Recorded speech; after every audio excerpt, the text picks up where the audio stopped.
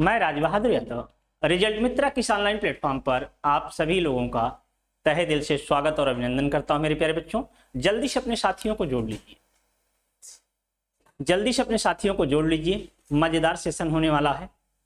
आपका एक टॉपिक पूर्णतः समाप्त हो चुका है, वर्णमाला। वर्णमाला आप लोगों ने देखा होगा, अगर क्वेश्चन सॉल्व किए होंगे PYQ प्रीवियस ईयर के जो क्वेश्चन हैं, तो आपके कोई भी क्वेश्चन उसमें से बच नहीं रहे होंगे मेरे बच्चों, और सारे के सारे क्वेश्चन आपके जरूर हल हो जा रहे होंगे। तो इसी कड़ी में, इस कड़ी को समाप्त करते हुए अब हम लोग आज के सेशन में देखेंगे संधि। क्या देखेंगे मेरे बच्चों? संधि। तो चलिए बिना देर किए हुए शुरू करते हैं टॉपिक अपना संधि।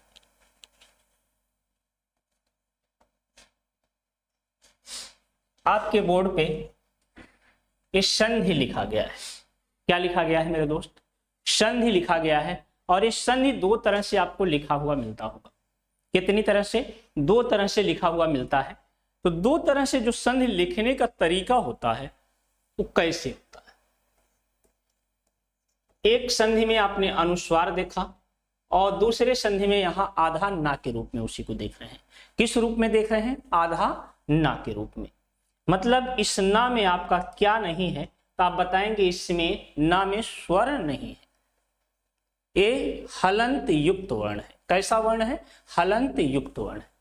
अब इसमें से एक प्रश्न आता है, ये जो पहले नंबर पे लिखा गया है ये संधि शुद्ध है, या जो दूसरे नंबर पे लिखा गया है ये संधि शुद्ध है? कौन सा संधि शब्द यहां पे शुद्ध है?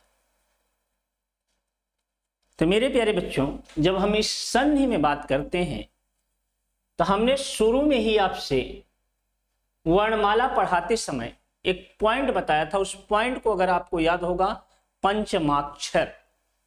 किसकी बात किया था मेरे दोस्त? पंचमाक्षर की बात किया था। इस पंचमाक्षर के अंतर्गत कौन कौन से वर्ण आते हैं? आपका एक तो अंगा आता है, एक अड़ा आता है, ना आता है, इया आता है और मा आता है। अगर इनमें से कोई वर्ण आपका हलंत युक्त वर्ण है, मतलब आधा वर्ण है। कैसा वर्ण है? आधा वर्ण है। और इसके बाद में, इस हलंत युक्त वर्ण के बाद में इसी वर्ग का कोई वर्ण आ जाए। अगर अंगा आधा आपका आधा है तो अंगा के साथ चाहे का आ जाए, चाहे खा आ जाए, चाहे गा आ जाए, चाहे घा आ जाए, ते अंगा किस में परिवर्तित हो जाएगा? आपके अनुस्वार में परिवर्तित हो जाएगा। इसी तरह से ना भी देख लो भाई। ना है तो ना, त, थ, द, ध और ना। ना ये आपका पंचमाक्षर है, पांचवा वर्ण है। और अगर ये आधा है, क्या है? आधा है, और इसके साथ इस वर्ग का कोई भी वर्ण मिल रहा है, तो ये ना किस में परिवर्तित हो जाएगा? आपके अनुस्वार में परिवर्तित हो जाएगा। चाहे इसको आधा ना लिखोगे, चाहे ये अनुस्वार लिखोगे, दोनों बात बराबर होगी। तो यहां देखो भाई, पहले में अनुस्वार लगा है और दूसरे में ना लगा है। तो ना के साथ क्या आया है? धा आया है। ना के साथ क्या आ गया? धा आ गया। तो चाहे इसको हम क्या लिखें? अनुस्वार लिखें, चाहे इसको हम क्या लिख सकते हैं? आधा ना के रूप में लिखेंगे, तो भैया आपका शब्द गलत नहीं होगा।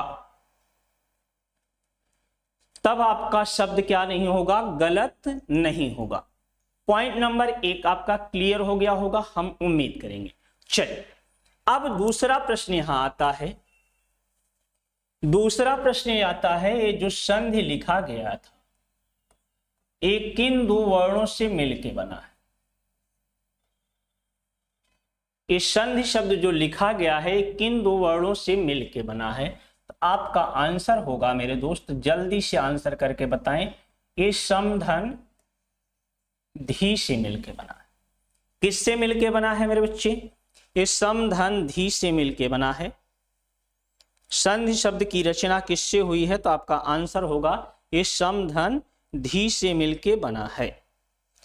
इसके बाद एक प्रश्न यहां और आता है, क्या ये जो संधि शब्द लिखा गया है हिंदी और संस्कृत दोनों में एक समान होते हैं? तो नहीं मेरे बच्चे, ये याद रखिएगा। अगर हम संस्कृत के अनुसार इस शब्द को तोड़ते हैं, किसके अनुसार तोड़ते हैं? संस्कृत के अनुसार तोड़ते हैं, तो हमारा शब्द मिलता है सम धन धा धातु धन की प्रत्यय।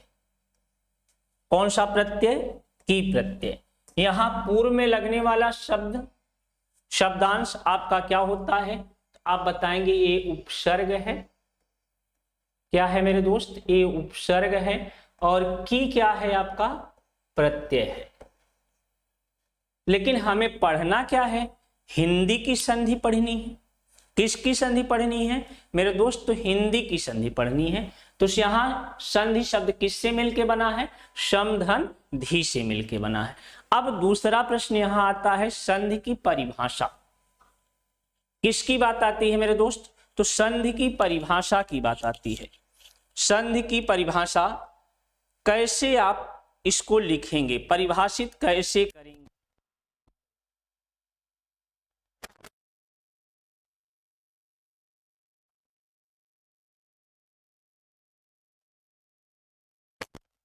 जल्दी से हमारे बच्चे बताएंगे। संधि की अगर हम परिभाषा की बात करते हैं तो इसकी परिभाषा पहले नोट कर लो आप लोग भाई। क्या नोट कर लेंगे? परिभाषा नोट कर लेंगे। दो या दो से अधिक, दो या दो से अधिक वर्णों के मेल से, दो या दो से अधिक वर्णों के मेल से, वर्णों के मेल से बने नवीन एवं, वर्णों के मेल से दो या दो से अधिक वर्णों के मेल से जो विकार, लिखिएगा, जो विकार या परिवर्तन, विकार को हम और किस नाम से जानते हैं दोस्त? तो आप कोष्टक में लिख लीजिएगा परिवर्तन। दो या दो से अधिक वर्णों के मेल से उत्पन्न विकार, उत्पन्न विकार या परिवर्तन को संधि कहते हैं, को संधि कहते हैं। भैया यहां किसकी बात कर रहा है? या तो दो वर्ण होंगे या दो से अधिक वर्ण होंगे। अब दूसरा प्रश्न यहां आता है, ये तो आपकी एक परिभाषा हो गई। दूसरी परिभाषा की अगर हम बात करें, अथवा करके लिख लीजिएगा। अथवा करके दूसरी परिभाषा नोट करिएगा। दो समीपवर्ती वर्णों, क्या नोट करेंगे मेरे बच्चे? दो समीपवर्ती वर्णों,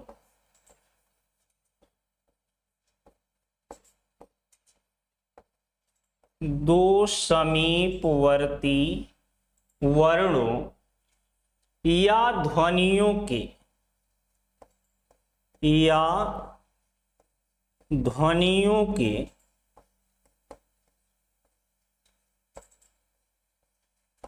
संयोग से,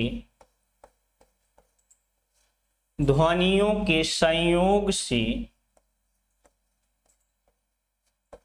होने वाले परिवर्तन, ध्वनियों के संयोग से होने वाले परिवर्तन को संधि कहते हैं।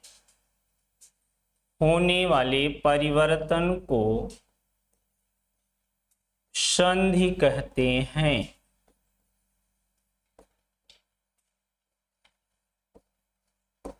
होने वाले परिवर्तन को संधि कहते हैं। तो मेरे प्यारे बच्चे, हम उम्मीद करेंगे आप नोट कर चुके होंगे और हम साइड में हो गए हैं, आप स्क्रीनशॉट भी ले सकते हैं, तो स्क्रीनशॉट ले लीजिएगा। नोट हो गया? चल, पॉइंट नंबर 1 करके यहां लिखिएगा, संधि कभी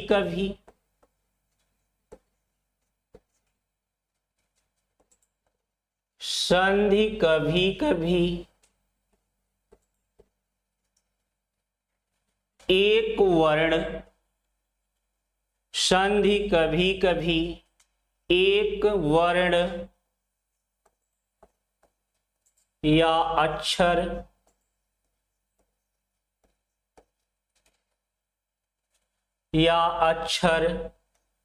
तथा कभी कभी दोनों वर्णों या अक्षरों,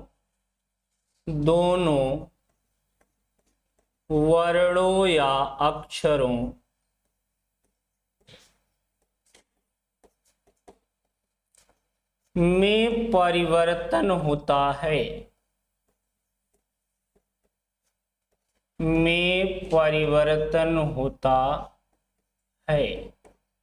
कभी कभी यहां पे किस में होता है मेरे बच्चे? एक वर्ण में परिवर्तन होता है, और कभी कभी क्या होता है? दोनों वर्णों में परिवर्तन होता है।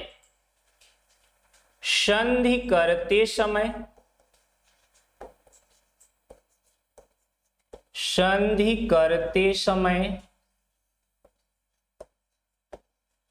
प्रथम शब्द का अंतिम वर्ण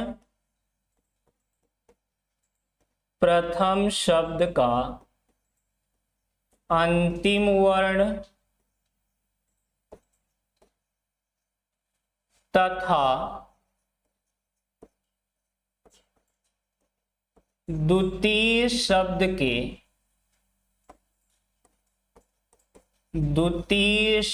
के प्रथम वर्ण में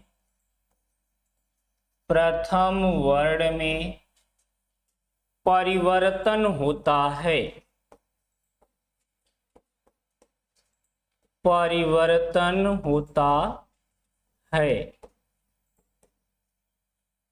अब यहां पे जरा ध्यान से देखो भाई, एक शब्द आपका क्या लिखा गया है? विद्या लिखा गया है, और दूसरा शब्द क्या लिखा गया है? आलय लिखा गया है। संधि कहां होती है मेरे बच्चे? तो पहले शब्द के अंतिम वर्ण में। कहां पे होती है? पहले शब्द के इस अंतिम वर्ण में होगी, और दूसरे शब्द के पहले वर्ण में। अब आपसे कह रहा है संधि करते समय शब्द का अंतिम वर्ण और द्वितीय शब्द के प्रथम वर्ण में परिवर्तन होता है। और ऊपर इसी को आप देखो भैया, संधि कभी कभी एक वर्ण या अक्षर में तथा कभी कभी दोनों वर्ण या अक्षर में। तो कभी कभी भैया इसी में केवल नंबर 1 में ही परिवर्तन हो जाएगा, कभी कभी 1 और 2 दोनों में परिवर्तन होता है। ये बात समझ में आ गई होगी मेरे बच्चे। संधि करते समय कभी कभी ऐसे विद्या में क्या मिला है आपको? आ मिला है, तो इस आ में भी केवल परिवर्तन हो सकता है, और कभी कभी विद्या के आ में और आलय के आ में, इन दोनों में परिवर्तन होगा। यहाँ पहले शब्द का अंतिम वर्ण आपको क्या मिल रहा है? आ मिल रहा है, और इधर दूसरे शब्द का पहला वर्ण क्या मिल रहा है? आ मिल रहा है। आ और आ, इन दोनों में परिवर्तन होने पे क्या बन जाएगा? दीर्घ आ बन जाएगा। हमने आपसे कहा दूसरे पॉइंट पे कभी कभी केवल एक वर्ण में परिवर्तन होगा। यहां पे लिखा गया है नी, और दूसरी तरफ लिखा गया है ऊ। नी का अंतिम वर्ण क्या मिलेगा? ई मिलेगा। ऊन का पहला वर्ण क्या मिलेगा? ऊ मिलेगा। अब यहां पे जो परिवर्तन होता है वो केवल और केवल पहले वर्ण में होगा। किस में होगा? ई के स्थान पे हम क्या लिख देते हैं मेरे बच्चे? या लिख देते हैं। तो यहां परिवर्तन किस में हुआ है भाई? यहां पे परिवर्तन आपको किस में किया करके दिखाया गया? ई में परिवर्तन, ई के स्थान पे क्या हो गया? या हो गया। यहाँ पे आ और आ दोनों के स्थान पे परिवर्तन होके दीर्घ आ हो गया है। तो हम उम्मीद करेंगे ये परिवर्तन वाली बात आपको समझ में आ गई होगी। अगर समझ में आ गई है तो हम लोग दूसरा पॉइंट लिखें। अगर एक पॉइंट आपको समझ में आ गया है तो हम लोग दूसरा पॉइंट नोट करें। चलिए दूसरे पॉइंट की अगर हम बात करते हैं, दूसरे पॉइंट में हम नोट क्या करेंगे मेरे बच्चे, तो नोट करिएगा संधि के नियमों द्वारा बनाए गए, संधि के नियमों द्वारा बनाए गए, संधि के नियमों द्वारा बनाए गए नियमों द्वारा बनाए गए वर्णों या शब्दों को, वर्णों या शब्दों को पुनः उसी स्थिति में, पुनः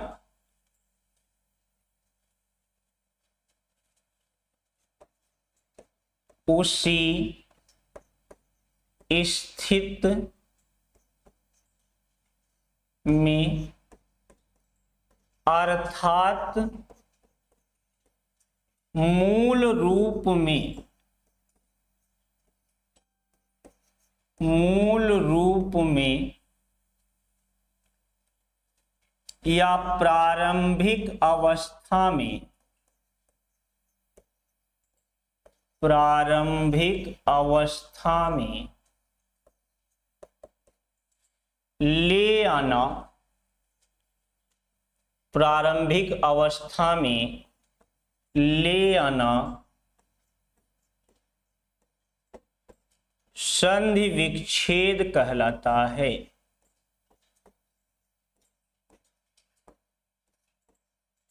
संधि विच्छेद कहलाता है।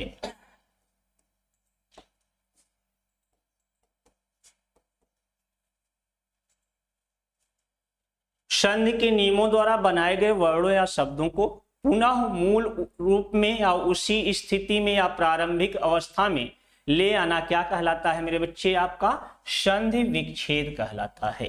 क्या कहलाता है? संधि विच्छेद कहलाता है। जैसे आपको दे दिया जाए, यहां पे कामायनी शब्द लिखा गया है। इस शब्द को जब हम दो भाग में जो पहले थे उन रूप में ले आएंगे तो उसी को हम क्या कहते हैं? संधि विच्छेद कहते हैं। तो यहां एक शब्द आपका क्या है मेरे दोस्त? काम है, और दूसरा शब्द क्या है? अयनी है। काम और अयनी को जब जोड़ते हैं तो हमारा शब्द क्या बनता है? कामायनी बनता है। और इसी को जब हम अलग अलग लिख दिए हैं भैया, तो इसी को हम क्या कहते हैं? विच्छेद कहते हैं। क्या कहते हैं मेरे दोस्त? विच्छेद कहते हैं।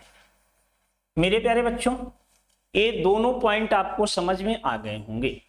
हमें उम्मीद कर रहे हैं कि दोनों पॉइंट आपके समझ में आ गए होंगे। चलिए अगले पॉइंट पे बढ़ते हैं। यहां देखो भाई, संधि लिखा गया है। इस संधि पॉइंट में, संधि टॉपिक में हम क्या क्या देखने वाले हैं?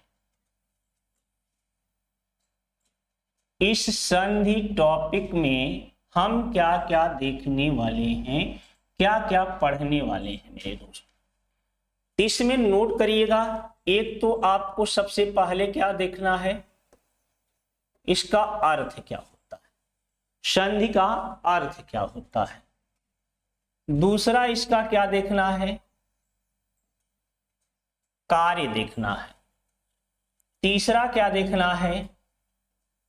स्थान देखना है। चौथा क्या देखना है? भेद देखना है।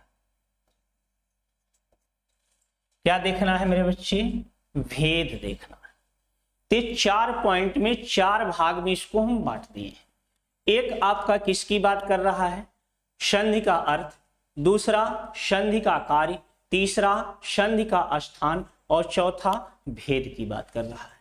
तो सबसे पहले हम किस पॉइंट को ले लेते हैं, संधि के अर्थ वाले पॉइंट को ले लेते हैं। किसको ले लेते हैं भाई, संधि के अर्थ को ले लेते हैं। अगर आपसे कोई पूछे संधि का अर्थ क्या होता है, संधि का अर्थ, तो आप लिख लीजिए, यहां नोट कर लीजिए मेरे बच्चे, संधि का शाब्दिक अर्थ, संधि का शाब्दिक अर्थ मेल, जोड़ या समझौता, मेल जोड़ या समझौता होता है। क्या होता है भाई, अगर आपसे पूछा जाए संधि का शाब्दिक अर्थ क्या होता है, तो आप बताएंगे मेल होता है, जोड़ होता है और समझौता होता है। अब जहां पे ये मेल की बात किया है भाई, मेल की बात किया है, यहां पे जोड़ने की बात किया है, यहां पे समझौता की बात किया है। किसकी बात किया है, मेल की बात किया है, जोड़ की बात किया है और समझौता की बात किया है। अगर हम आपसे कहें एक और ए, इसे जोड़ दीजिए, मैथ वाले अमित सर आपको इसको पढ़ाए होंगे भैया, एक और एक को जोड़ेंगे तो आपको क्या मिल जाएगा, 2 मिल जाएगा। यहां 2 के जगह पे भैया 1 और 2, एक पॉइंट ए हो गया, दूसरा पॉइंट ए हो गया, दोनों के स्थान पे हमने क्या कर दिया है, 1 कर दिया है, तो क्या हो गया है, आपका जोड़ हो गया है। अब मेल की अगर हम बात करते हैं, प्रयागराज का आप लोगों ने नाम सुना ही होगा। प्रयागराज में आपकी 2 नदियां मिलती हैं, एक को गंगा कहते हैं, दूसरे को यमुना कहते हैं। क्या कहते हैं मेरे बच्चे, गंगा और यमुना। कुछ लोग बताते हैं यहां अदृश्य सरस्वती का भी मेल होता है। किसका, जो दृश्यमान नहीं है, अदृश्य सरस्वती है, उसका भी मेल होता है। तो हम केवल गंगा और यमुना ये सीधे सीधे दिखती हुई हैं अकबर के किले के पास, तो इन दोनों के योगों को हम क्या कहेंगे, गंगा और यमुना के मेल को हम क्या कहते हैं मेरे बच्चे, तो आप बताएंगे संगम कहते हैं। क्या कहते हैं, संगम कहते हैं।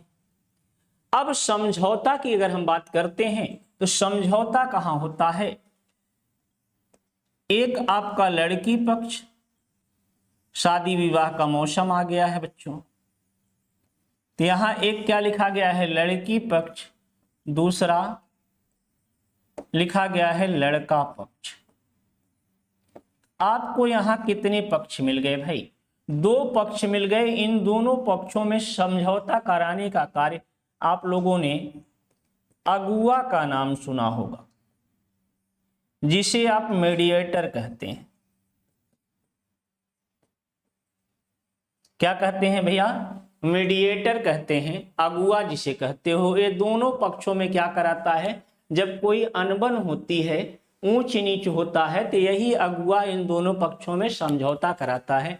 तो आप यहां देख लिए भैया क्या क्या मिल गया, एक तो संधि का शाब्दिक अर्थ क्या मिला था, मेल मिला है, दूसरा जोड़ मिला है, तीसरा समझौता मिला है, चौथा आप कह सकते हो संगम भी इसे हम कह सकते हैं। क्या कह सकते हैं मेरे दोस्त, संगम भी कह सकते हैं। तो 2 पॉइंट हम उम्मीद करेंगे आपके क्लियर हो गए होंगे। एक पॉइंट आपका संधि का अर्थ वाला, ये पॉइंट आपका हम उम्मीद करेंगे एकदम क्लियर हुआ होगा, क्रिस्टल की तरह। जैसा कि हमारे बच्चे कुछ कहते हैं, सर क्रिस्टल की तरह क्लियर हो गया है। हम उम्मीद करते हैं ये जो पॉइंट लिखाया हूं, ये सारे पॉइंट आपके किस तरह से क्लियर हो रहे हैं भाई, क्रिस्टल की तरह क्लियर होते जा रहे हैं। तो यहां आपको संधि के अर्थ की बात थी, तो संधि का अर्थ बता दिया। दूसरा पॉइंट आपका क्या है बेटा, कार्य है। अगर हम आपसे कहें संधि के कितने कार्य होते हैं, प्रश्न आपको दे दिया जाए संधि के कितने कार्य होते हैं, यहां प्रश्न आपके सामने है।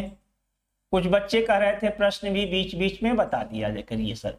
प्रश्न है संधि के कितने कार्य होते हैं, संधि के कितने कार्य होते हैं,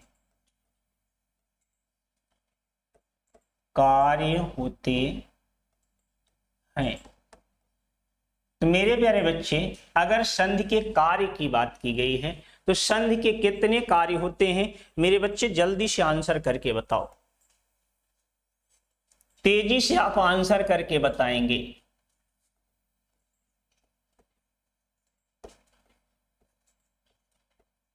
संधि के महत्वपूर्ण कार्य, संधि के महत्वपूर्ण कार्य। अगर संधि के महत्वपूर्ण कार्यों की हम बात करते हैं मेरे दोस्त, तो संधि के महत्वपूर्ण कार्य कितने होते हैं, हमारे सारे बच्चों का यहां आंसर आ जाना चाहिए अब तक।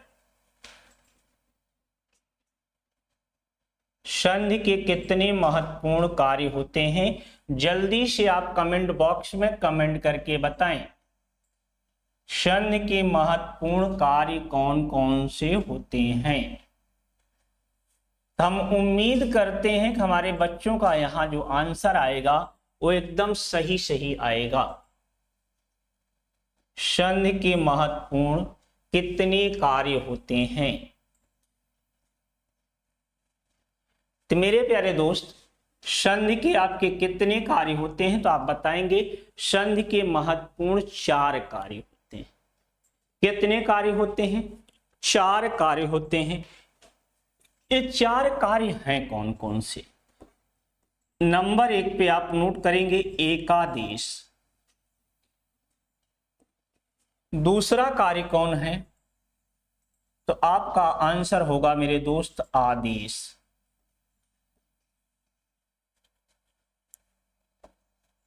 तीसरा कार्य कौन सा है, आपका आंसर होगा वर्णागम।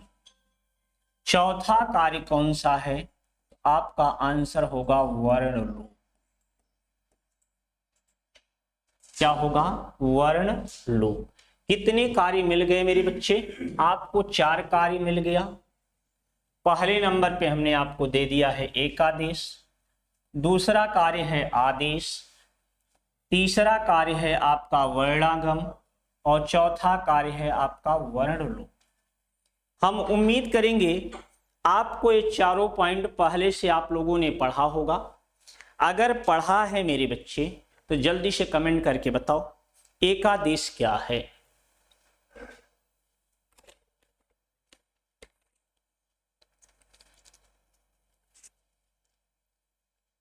तेजी से कमेंट करके बताएंगे हमारे बच्चे एकादेश क्या है।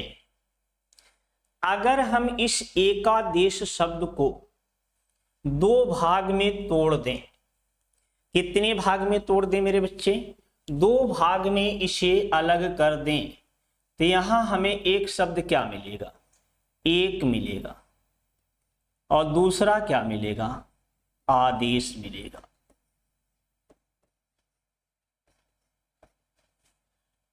किसका आदेश हो जाए भाई, 2 वर्णों के स्थान पे एक वर्ण कर देना क्या कहलाता है, एकादेश कहलाता है।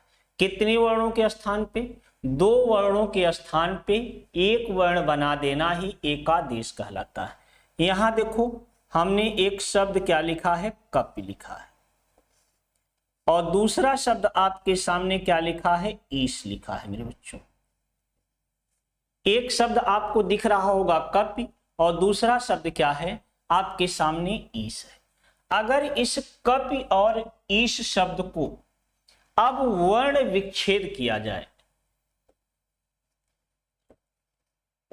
कप में हलंत लगा दिया, छोटी ई को हमने बाहर लिख लिया, लिख सकते हैं हाँ। तो दूसरी तरफ ईश है, हमने ई को यहां अलग कर दिया, और श को अलग कर दिया। अब हमारे बच्चे हमें ये बताएंगे संधि होती कहां है, संधि होती कहां है। तो आपका आंसर होगा पहले शब्द के अंतिम वर्ण में और दूसरे शब्द के पहले वर्ण में, इन्हीं दोनों वर्णों के स्थान पे। ई के बाद ई आ रहा है तो हम दोनों वर्णों के स्थान पे क्या लिख सकते हैं, दीर्घ ई लिख सकते हैं। तो दो वर्णों के स्थान पे क्या आ गया भाई, एक वर्ण हो गया। इसी प्रक्रिया को हम किस नाम से जानते हैं, तो आप बताएंगे इसे एकादेश कहते हैं। क्या कहते हैं, एकादेश कहते हैं। हम उम्मीद करेंगे आपको एकादेश समझ में आ गया होगा। अगर समझ में आ गया है तो जल्दी से थंब अप करके बताओ मेरे प्यारे बच्चों, और थंब अप पे रुकना नहीं चाहिए। क्लास को आप लोग शेयर नहीं कर रहे हो, लाइक भी कम से कम कर रहे हो भाई, तो क्लास को लाइक कर दो और शेयर कर दो मेरे दोस्त। चलो, एकादेश इस समझ में आया। अगर समझ में आ गया है मेरे बच्चों को तो जल्दी से वो लिखेंगे यस। क्या लिखेंगे भाई, जल्दी से वो लिखेंगे यस। तो हम लोग आदेश की तरफ बढ़ जाए। किसके तरफ बढ़ जाएंगे, आदेश की तरफ। अब अगर हम आदेश की जब बात करते हैं, किसकी बात करते हैं, आदेश की बात करते हैं, तो भैया संधि तो दो शब्दों में के प्रथम दो शब्द आते हैं, दो शब्दों के प्रथम शब्द के अंतिम वर्ण में और दूसरे शब्द के प्रथम वर्ण में होती है। तो यहां आदेश में ऐसा क्या होगा, तो यहां आपका एक शब्द लिखा गया है वी और दूसरा शब्द लिखा गया है आकरण। क्या लिखा गया मेरे दोस्त, आकरण लिखा गया है। अब देखो मेरे दोस्त, पहले शब्द का अंतिम वर्ण आपको क्या मिल रहा है, पहले शब्द का अंतिम वर्ण हमें क्या मिल रहा है, ई मिल रहा है, और दूसरे शब्द का पहला वर्ण क्या मिल रहा है, आपको आ मिल रहा है। तो अब भैया ई के बाद आ आपका असमान स्वर होता है। कैसा स्वर होता है, असमान स्वर होता है। तो ई के स्थान पे हम किसका आदेश कर देते हैं, तो ई के स्थान पे या का आदेश हो जाता है। किसके आदेश स्थान पे आदेश हुआ भाई, एक वर्ण ई है, ई के स्थान पे या लिख देना ही क्या कहलाता है, आपका आदेश कहलाता है। हम उम्मीद करेंगे ये भी पॉइंट आपके दिमाग में आ गया होगा। बाकी ये किस नियम से आ रहे हैं मेरे बच्चे, वो नियम आपको आगे मिलेंगे। यहाँ ई के स्थान पे या लिखा गया है, नियम के तहत लिखा गया है, इसी को हम क्या कहते हैं, आदेश कहते हैं। और ई और दीर्घ ई के स्थान पे बड़ी ई कर दिया गया है, ये भी क्या हुआ, दो वर्णों के स्थान पे एक वर्ण कहलाना एकादेश कहलाता है। तीसरे नंबर पे क्या है भाई, वर्णागम है। क्या है, वर्णागम है।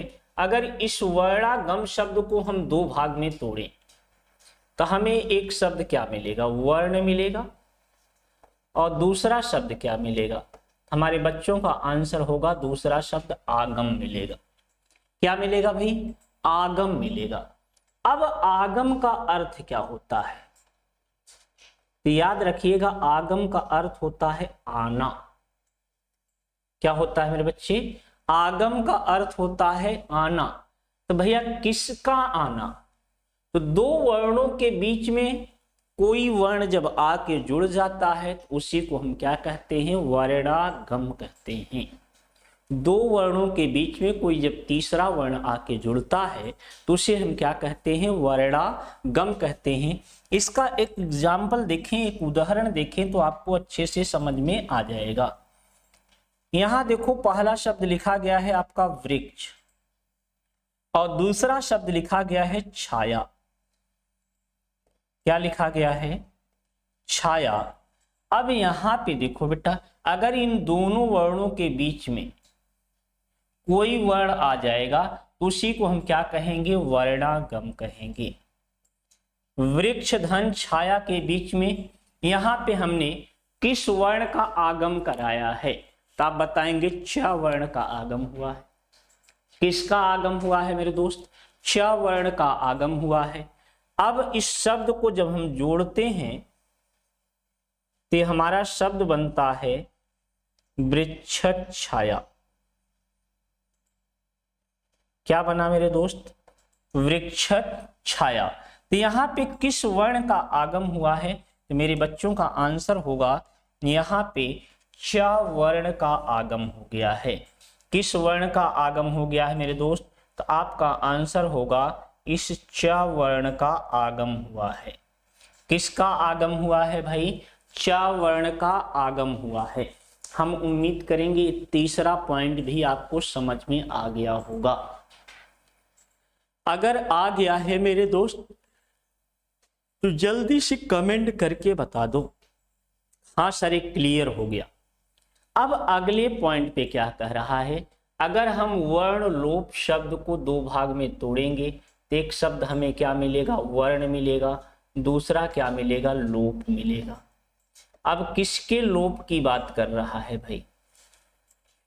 किसके लोप की बात कर रहा है? तो आप बताएंगे वर्ण के लोप की बात कर रहा है। जैसे यहां वृक्ष धन छाया है, तो इसमें से कोई एक वर्ण अगर हट जाए तो उसी को हम क्या कहते हैं? वर्ण लोप कहते हैं। उसी को हम क्या कहेंगे? वर्ण लोप कहेंगे। तो चलिए यहां देखते हैं, हटाने का प्रयास करते हैं, लोप करने का प्रयास करते हैं। यहां पे आपका एक शब्द लिखा गया है राजन, धन पुरुष। क्या लिखा गया मेरे बच्चे? राजन धन पुरुष। यहां से पा का लोप हो सकता है, यहां से ना का लोप हो सकता है।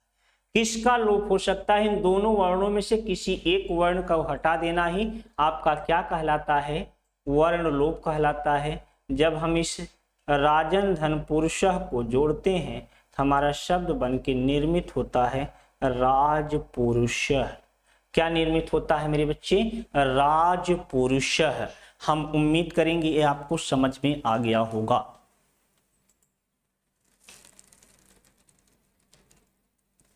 हम ये उम्मीद करेंगे आपको ये समझ में आ गया होगा।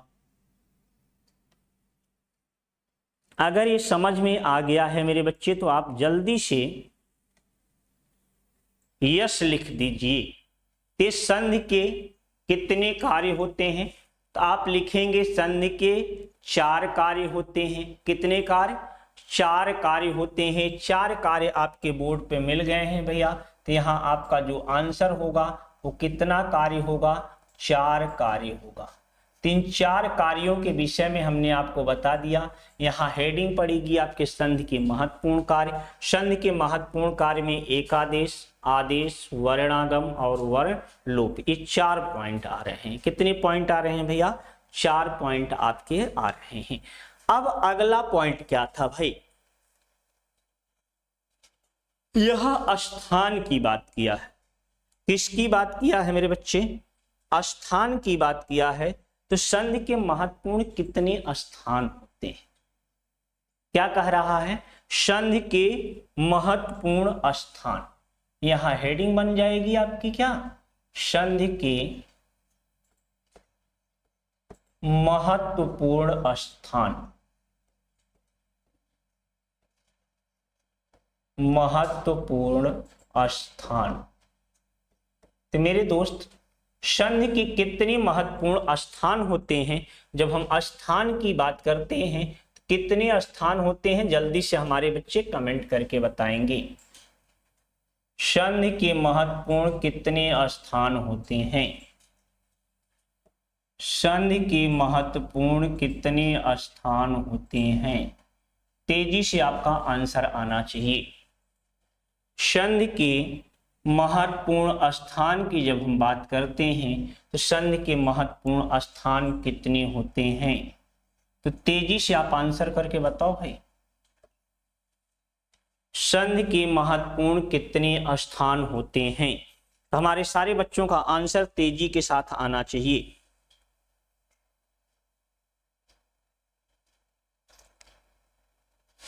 हमारे सारे बच्चों का आंसर तेजी के साथ आना चाहिए।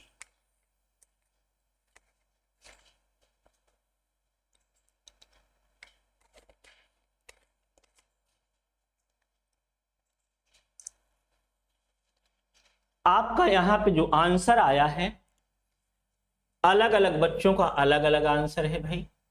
तो यहाँ संधि के महत्वपूर्ण 4 स्थान होते हैं। कितने होते हैं भैया?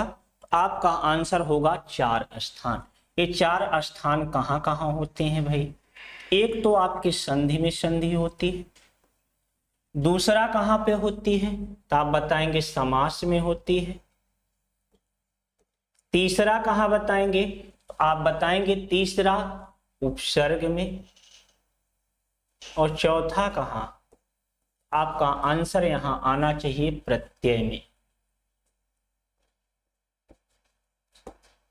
कहां पे मेरे बच्चे? प्रत्यय में।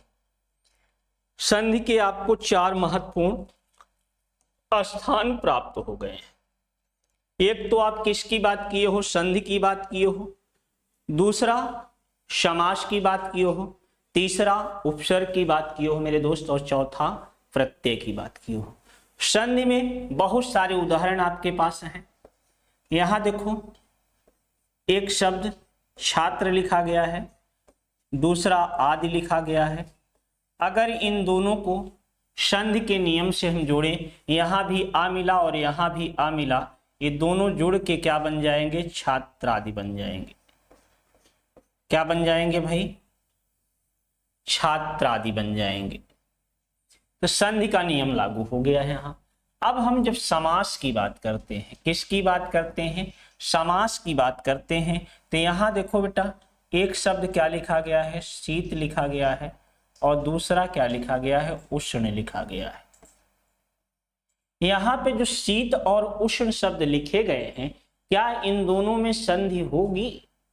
यहाँ पहले शब्द का अंतिम वर्ण क्या मिलेगा मेरे बच्चे? आपको आ मिलेगा, और इस दूसरे शब्द का पहला वर्ण क्या मिलेगा? ऊ मिलेगा। आ के बाद अगर ऊ आता है तो दोनों मिलके क्या हो जाते हैं? ओ हो जाते हैं। तो संधि का नियम तो यहाँ लागू हो रहा है। लेकिन अब देखते हैं यहाँ क्या समास होगा क्या? शीत मतलब होता है ठंडा, और उष्ण मतलब होता है गर्म। ठंडा और गर्म जहां अपने दोनों पदों की प्रधानता होती है, वहां क्या हो जाता है? एक समास आपका बन जाता है द्वंद्व। कौन सा समास बन जाता है? द्वंद्व। लेकिन जब शीत और उष्ण शब्द को हम जोड़ेंगे तो मेरे बच्चे जो शब्द बन के निर्मित होगा, वो शब्द निर्मित क्या होगा? तो आप बताएंगे शीतोष्ण होगा। क्या होगा? शीतोष्ण शब्द निर्मित होगा मेरे बच्चों। कौन सा शब्द निर्मित होगा? शीतोष्ण शब्द आपका निर्मित होगा। अब भैया शीतोष्ण शब्द में कौन सा समास होता है? तो आप बताएंगे यहाँ कर्मधारय समास होता है। यहाँ दोनों के दोनों आपके कैसे पद हैं? विशेषण पद हैं। जहां दो विशेषण पदों का योग होता है वहां कर्मधारय समास बनता है। लेकिन यहाँ भी संधि का आपका नियम क्या हुआ है? लागू हुआ है। वहां भी संधि का नियम लागू हुआ है, और इस छात्रार्थ पे भी आपका संधि का नियम लागू हो रहा है।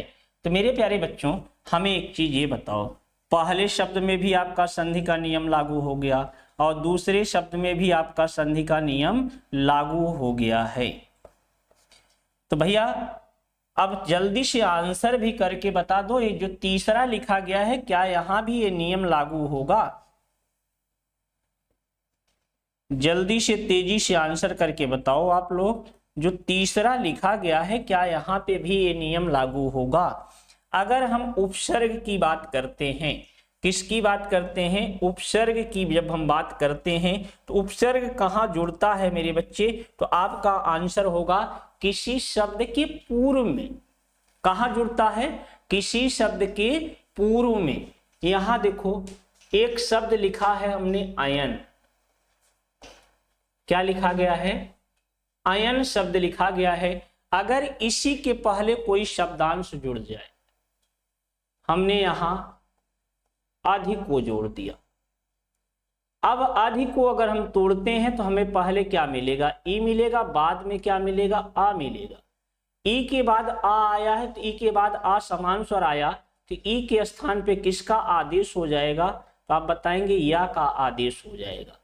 अब इसको जब हम जोड़ते हैं तो हमारा शब्द जो निर्मित होता है वो कौन सा शब्द बनता है?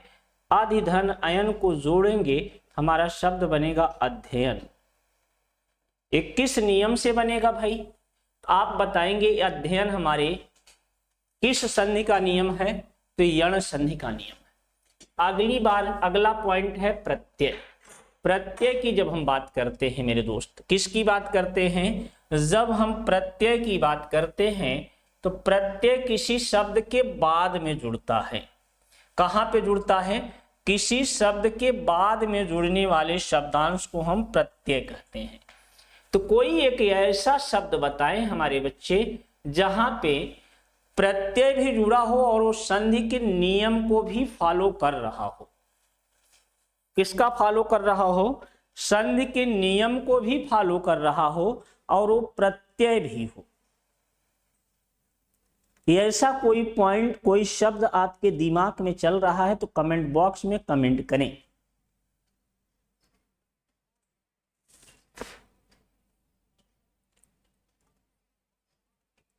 अगर आपके दिमाग में ऐसा कुछ चल रहा है तो तेजी से कमेंट करके बताएं। हमने प्रत्यय की बात किया है,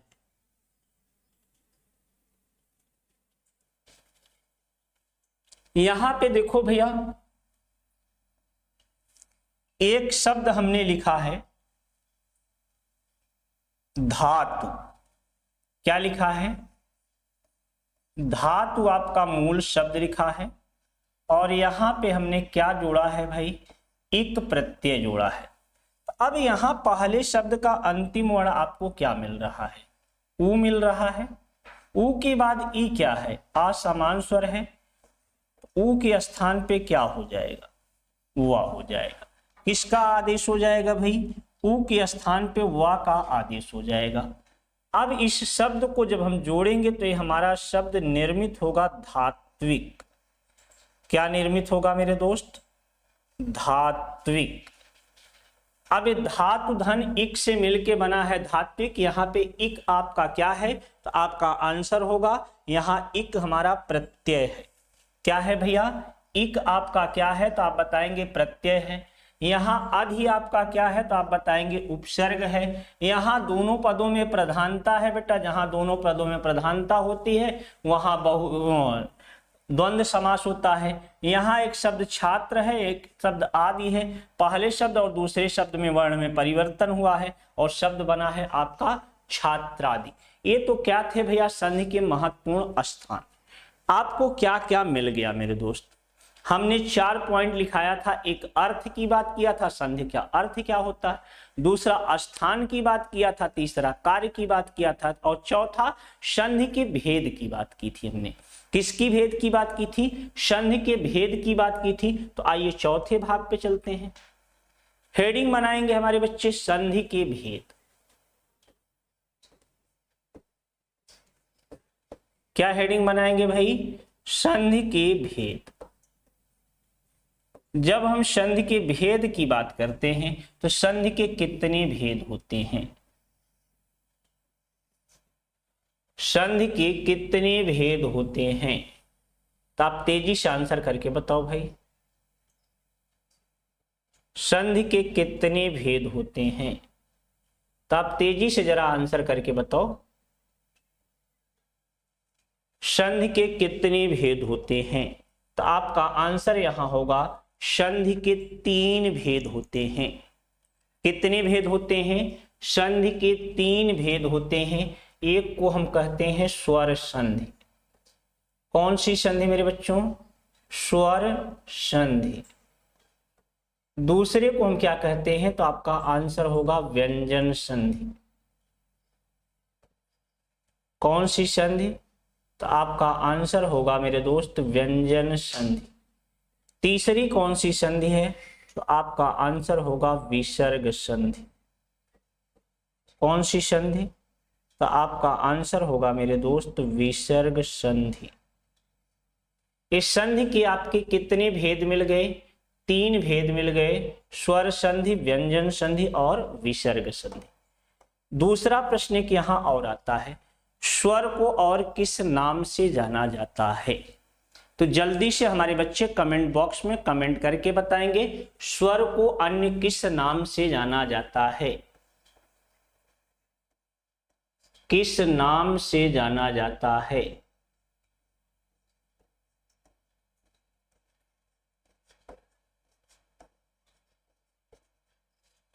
किस नाम से जाना जाता है।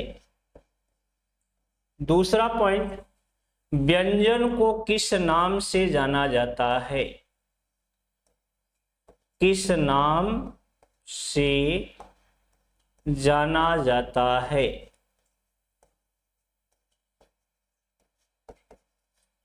तो मेरे प्यारे दोस्त, हम उम्मीद करेंगे आप इसको कमेंट बॉक्स में कमेंट करके जरूर बता देंगे। संधि को किस नाम से जाना जाता है और व्यंजन को किस नाम से जाना जाता है। तो हम लोगों ने आज बहुत सारे पॉइंटों को देखा है, बहुत सारे इसमें नई चीजें आपको सीखने को मिली होंगी। अगर हम सिखाने में सफल रहे हैं तो आप अपना फीडबैक देना नहीं भूलेंगे। फीडबैक आप अपना जरूर देंगे बेटा। अगर आप फीडबैक देंगे मेरे भाई, मेरे बहन, मेरे बंधु, तो हम उसमें कुछ ना कुछ इम्प्रूव जरूर करेंगे। जहां अगर लगेगा कि नहीं ये बच्चा मेरा सही कर रहा है, इसको और इम्प्रूव करा देना चाहिए, तो हम वहां इम्प्रूव करा देंगे मेरे बच्चों। क्लास को लाइक कर दीजिएगा, शेयर कर दीजिएगा और दोनों चैनलों को आप सब्सक्राइब कर लीजिए मेरे बच्चों। हो सकता है हिंदी आपको रिजल्ट मित्रा के वनडे वाले चैनल पे भी देखने को मिल जाए। आप इस पे तो पढ़ ही रहे हैं, उस चैनल पे भी देखिए, वहां पे बहुत सारी क्लासेस चल रही हैं। तो मेरे प्यारे दोस्त, अपने इस भाई को जल्दी से दीजिए इजाजत। बाकी मिलते हैं कल, तो आपको कुछ ना कुछ नया सिखाने का प्रयास करूंगा। तब तक के लिए जय हिंद, जय भारत।